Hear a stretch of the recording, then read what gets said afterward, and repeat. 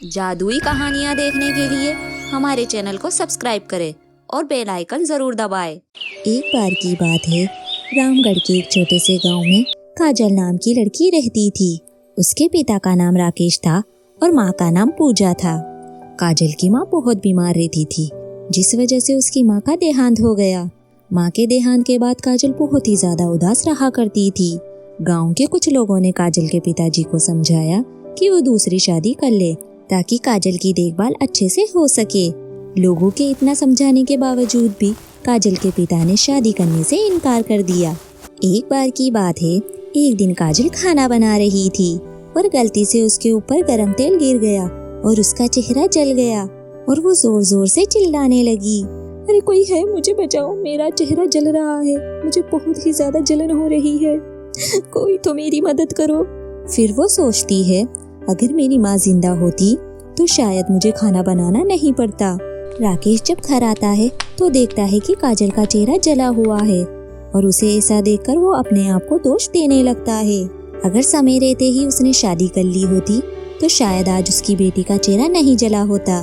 फिर वो फैसला करता है कि वो दूसरी शादी जरूर करेगा और अगले ही दिन राकेश दूसरी शादी कर लेता है और घर आकर काजल को बताता है, देखो बेटा, मैंने दूसरी शादी कर ली है, अब तुम्हें खाना बनाने और घर का काम करने की कोई जरूरत नहीं है। जब उसकी सौतेली माँ नैना उसे देखती है तो बोलती है, अरे ये कितनी काली है और इसका चेहरा भी कितना जला हुआ है, कितनी बदसूरत लग रही है ये।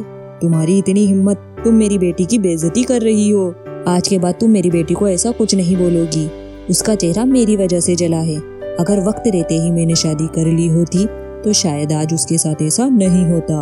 उसकी सौतेली माँ उसके पिता के सामने उसे कुछ नहीं कहती थी और जैसे ही उसके पिता घर से चले जाते थे, उसकी सौतेली माँ उस पर जुल्म किया करती थी, उस पर अत्याचार करती थी और सारे घर का काम करवाया करती थी। जब काजल के पिता घर वापस आते तो उसकी सौतेली माँ अच्छे बनने का नाटक किया करती थी और काजल को डरा कर रखती थी ताकि कोई भी बात वो अपने पिता को नहीं बता सके। ऐसे ही कई दिन बीतते गए। नैना को एक बेटी पैदा होती है और कुछ दिनों बाद ही उसके पिता का भी स्वर्गवास हो जाता है और अब उसकी सौतेली माँ सिर्फ अपनी बेटी पर ही ध्यान दिया करती थी। प्रिया जब बड़ी हुई तो वो अपनी बहन को भी नापसंद किया करती थी क्योंकि उसका चेहरा जला हुआ था और वो अपनी बहन को बहुत ज्यादा परेशान किया करती थी और सारे घर का काम करवाती थी। एक दिन काजल अपनी सौतेली माँ से कहती है, माँ मेरे सारे कपड़े फट चुके हैं, आप मुझे नए कपड़े दिलवा दो ना। अच्छा, अब तुझे नए कपड़े चाहिए? तू कहीं की महारानी है क्या जो मैं तुझे नए कपड़े दिलवाऊं? जो तेरे पास है वही पहन। काजल दुखी होकर घर से बाहर चली जाती है। एक दिन की बात है, जब नैना और प्रिया चाय पी रहे थे तभी दरवाजे पर एक डाकिया आता है। अरे प्रिया, किसकी चिट्ठी है, जरा पढ़कर तो बता। अरे माँ, ये तो अमेरिका वाले करण अंकल की चिट्ठी है। अरे माँ, आपको तो याद है ना करण अंकल कौन है, जो कि पापा के पुराने दोस्त थे। इस चिट्ठी में लिखा है कि वो हमसे कल मिलने के लिए आ रहे हैं। अरे वाह, ये तो बहुत अच्छी बात है। नैना ये सुनकर बहुत खुश हो जाती है और प्रिया को बताती है कि करण अंकल करोड़पति है और उनके पास बहुत ज्यादा प्रॉपर्टीज है, तभी तो वो शहर छोड़कर अमेरिका में रहते हैं। नैना अब काजल को बुलाती है और उससे कहती है, सुन मनुष, कल तुम्हारे पिता के दोस्त करण अंकल आ रहे हैं और तुम्हें तो पता है उन्हें चूल्हे का खाना कितना पसंद है, तो मैं सोच रही हूँ कि आज उनके लिए चूल्हे पे खाना बनाएंगे। तुम जल्दी से जाकर जंगल से लकड़ियाँ ले आओ। काजल लकड़ियाँ लेने के लिए जंगल की ओर चली जाती है और चलते चलते वो थक जाती है और थोड़ी देर बाद वो पेड़ ढूंढकर लकड़ियाँ काटने लगती है। तभी वो देखती है कि कहीं से चिल्लाने की आवाज आ रही है। तभी काजल आगे जाकर देखती है तो उसे एक बूढ़ी औरत दिखाई देती है। तभी वो बूढ़ी औरत बोलती है, मैं प्यासी हूँ, मुझे कोई पानी दे दो, मेरी तबीयत कुछ ठीक नहीं है, मुझे चक्कर आ रहे हैं। अरे माँ, आप कैसे गिर गई? आप अभी यहीं रुकिए, मैं आपके लिए पानी लेकर आती हूँ। काजल पास की नदी से जाकर पानी ले आती है और उस बूढ़ी औरत को दे देती है। बेटी, तुम्हारा बहुत बहुत शुक्रिया, तुम इतनी दूर जाकर मेरे लिए पानी लेकर आई। आज तुम्हारी वजह से मेरी जान बच गई, इसीलिए मैं तुम्हें एक जादुई पाउडर देना चाहती हूँ। इस पाउडर को लगाते ही तुम पहली जैसी सुंदर हो जाओगी। जैसे ही काजल जादुई पाउडर लगाती है वो पहले की तरह सुंदर हो जाती है। ये देख काजल बहुत ही ज्यादा खुश होती है।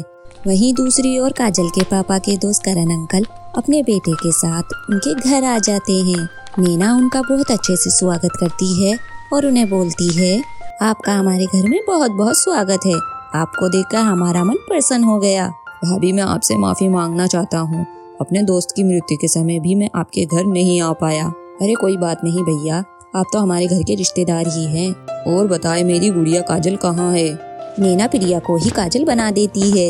ये है मेरी बेटी काजल। इसके पापा के देहांत के बाद मैंने इसे बहुत पढ़ाया लिखाया है। कुछ ही देर बाद काजल वहाँ पर आ जाती है और वो बहुत ही सुंदर लग रही होती है। उसे देख उसकी माँ नैना और उसकी बेटी प्रिया की आंखें खुली की खुली रह जाती है।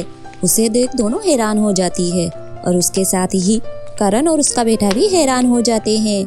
नमस्ते करण अंकल, आप आ गए हैं। मैं आपका कब से इंतजार कर रही थी। आपको आज यहाँ देखकर मुझे बहुत ज्यादा खुशी हो रही है। अरे बेटी, तुम कौन हो? करण अंकल, मैं आपके दोस्त की बेटी काजल हूँ। अब करण सब कुछ समझ जाता है। करण को सब कुछ पता चल जाता है कि काजल की सौतेली माँ ने अपनी सगी बेटी को काजल बताकर मेरे बेटे से शादी करवाना चाहती थी। अच्छा बेटा, अगर तुम काजल हो तो फिर ये लड़की कौन है? अंकल, ये मेरी छोटी बहन प्रिया है। मुझे पता है मेरी बेटी, तुमने इस घर में रहकर बहुत ज्यादा परेशानियां झेली होंगी। तुम्हारी सौतेली माँ ने अपनी बेटी प्रिया को काजल बताकर मुझे बेवकूफ बनाया है। लेकिन तुम चिंता मत करो, मैंने अपने दोस्त को वचन दिया था कि तुम्हारी बेटी काजल की शादी मैं अपने बेटे से ही करूँगा। काजल ये बात सुनकर हैरान हो जाती है और वो अपने अंकल से बोलती है, नहीं करण अंकल, ऐसा नहीं है। मेरी माँ तो बहुत अच्छी है। आप अपने बेटे की शादी मेरी बहन प्रिया से कर दो। वो बहुत अच्छी है और प्रिया भी आपके बेटे को बहुत पसंद करती है। नैना काजल की बात सुनकर हैरान हो जाती है और उसकी आंखों में आंसू आ जाते हैं और वो मन ही मन सोचती है कि उसने अपनी बेटी के साथ कितना गलत किया है, उस पर कितने अत्याचार किए हैं। नैना को अपनी गलती का एहसास हो जाता है और वो करण को सारी बातें बता देती है। अब नैना काजल से माफी मांगती है और उसे कहती है, काजल बेटा, मुझे माफ कर दो। मैंने तुम्हारे साथ बहुत गलत किया है, तुम पे अत्याचार किए हैं।